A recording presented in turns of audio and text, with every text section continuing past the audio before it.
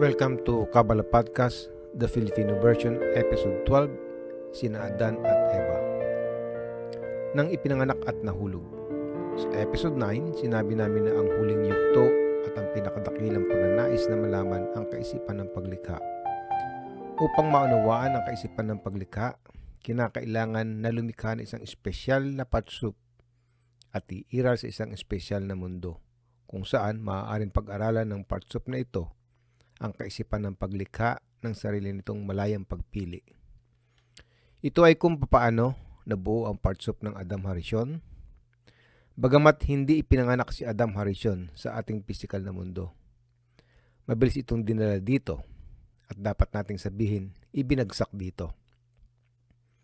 At binigyan ng pangalang Adan pagkatapos na gawin ito na maging dome o katulad sa isang nakatataas ang lumikha.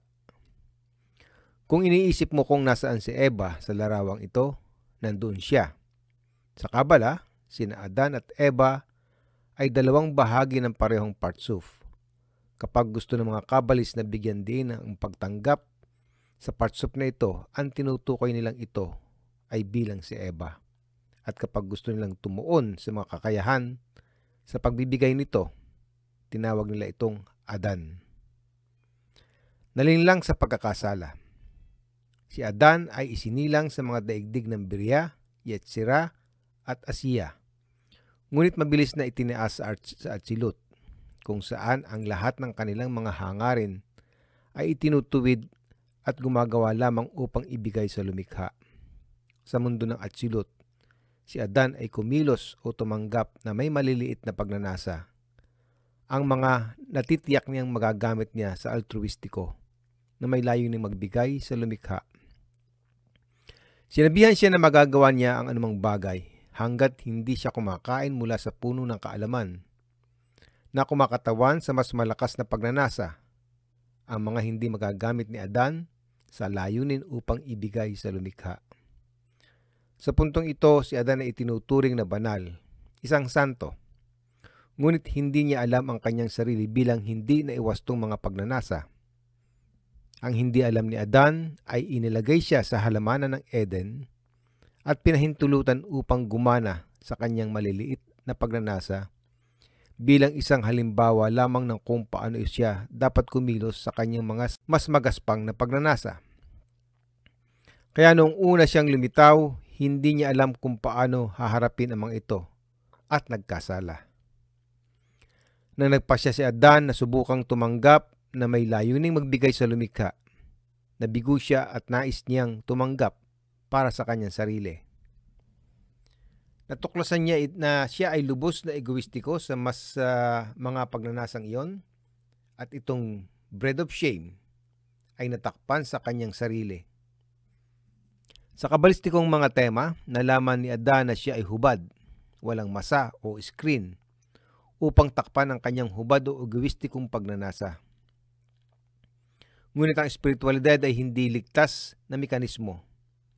Kapag nagawa na ang pagwawasto, hindi mo ito malalabag. Bilang resulta ng pagkakamali ni Adan, muling itinayo ang chimchum o ang hadlang at ang lahat ng liwanag sa partsup. Iniwan ito ng Adam Harishon at naiwan sina Adan at Eva sa labas ng halamanan ng Eden. Gayunpaman, hindi sila lubos na nag-iisa. Nagkaroon sila ng kanilang mga alaala o reshimo ng mga tinamang estado at ang reshimo ng kanilang egoismo. Ang dalawang tila masamang alaala ay ang pinakamahalagang kasangkapan para sa sinumang tao na gustong matuklasan ang lumikha at iwasto ang relasyong umiiral sa pagitan ni Adan at ng lumikha at tuklasin ang kanyang buong kaluwalhatian. Ang kasalanan, ang daan palabas sa kasamaan. Sa kabalistikong bersyon, ang kwento ng orihinal na kasalanan ay may twist o dalawa na maaaring hindi natin alam. Inutusan si Adan na huwag kumain mula sa puno ng kaalaman upang hindi niya mabigla ang kanyang sarili sa mga pagnanasang hindi niya kayang hawakan. Ngunit ang kanyang panloob na babae, sinabi sa kanya ni Eva na kung siya ay kumain, siya ay maaaring magbigay sa lumikha kahit higit pa sa kung hindi niya ginawa. Tama rin siya dahil sa paggawa niyan, gagamit siya ng mas malaking pagnanais na tumanggap para makapagbigay sa lumikha. Ngunit ang hindi alam ni Eva ay upang maibigay sa lumikha na may ganoong matinding pagnanasa. Kailangan mong magkaroon ng napakalakas na masa upang mahawakan ang mga ito. Wala si Adan niyan. Makatarungan mong itanong, bakit hindi sinabi ng lumikha kay Adan na hindi niya kayang panghawakan ang gayong mga pagnanasa? Gusto ba niyang mabigo siya? Anong uri ng mapagbigay na lumikha ang hinahayaan ng kanyang nilikha na magdusa?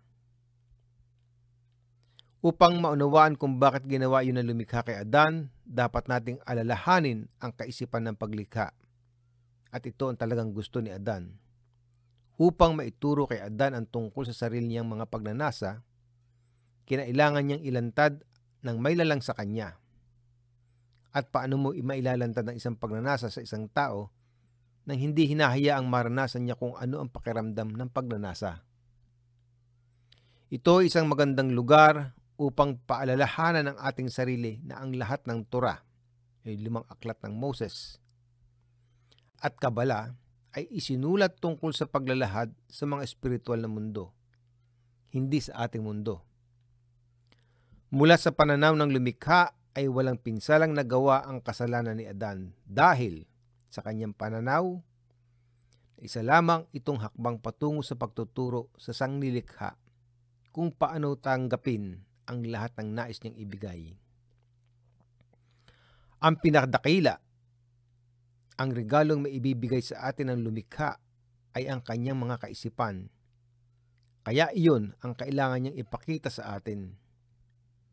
Ngayon na mayroon tayong memorya sa ating resumo at maaari nating simulang iwasto ang ating sarili at matutunan kung paano ito tatanggapin. Ang unang hakbang sa pagwawasto ng kaluluwa ni Adan ay hatiin ito sa natutunaw na mga piraso. Maliliit na piraso ng pagnanasa na hindi napakahirap iwasto. Para sa kadahilan ng ito, ang kanyang kaluluwa ay nawasak sa hindi bababa sa 600,000 piraso.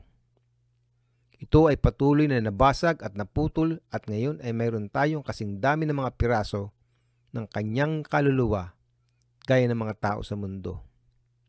Oo, naiintindihan natin ng tama. Lahat tayo ay bahagi ng iisang kaluluwa. Sa mga susunod na episode ay pag-uusapan natin ang tungkol sa mga practical na aspeto ng katotohanan ito.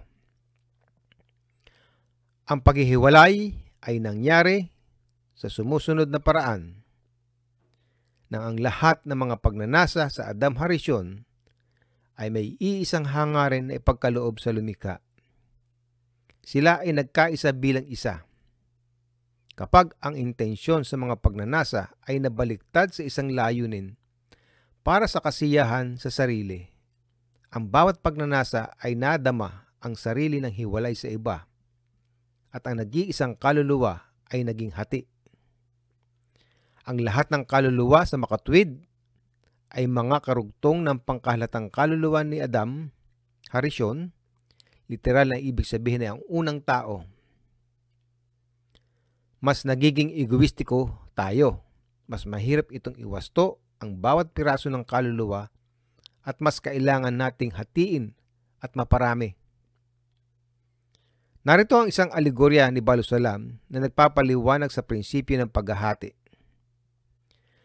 Kailangan ng isang hari na magpadala ng malaking dami ng gintong barya sa kanyang anak na nakatira sa ibang bansa. Wala siyang mga mensahero na mapapagkakatiwalaan niya ng malaking halaga. Kaya hinati niya ang mga gintong barya sa mga penis at ipinadala sa kanila ng maraming mensahero.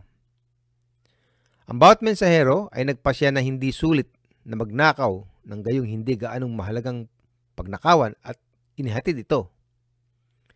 Sa sandaling ang mga penis ay nakarating sa kanilang destinasyon, sila ay muling pinagsama sa orihinal na mahalaking halaga. Sa parehong paraan, maraming mga kaluluwa sa loob ng maraming araw ang maaaring tubusin ang mga bahagi pagkatapos ng insidente ng mansanas. Ang lahat ng mga piraso ay pinagsama upang matagumpay na makumpleto ang orihinal na gawain ng pagtanggap ng lahat ng liwanag upang ibigay sa lumikha. Ang ating trabaho ay iwasto ang ating mga individual na bahagi, ang mga ugat ng ating sariling mga kaluluwa. At sa buod ng episode na ito, kinailangang linlangin sina Adan at Eva upang magkasala. Ipinanganak si Adan sa mundong Birya, Yetzirah at Asiya at itinaas sa Atzilut. Pagkatapos ay mabilis na bumaba sa ating mundo. Si Eva ay ang babaeng bahagi ng partsup ng Adam Harishon. Ang lahat ng tao ay mga piraso ng karaniwang kaluluwa ng Adam Harishon. Hanggang sa susunod na episode ng Kabbalah Podcast, the Filipino version. Maraming salamat.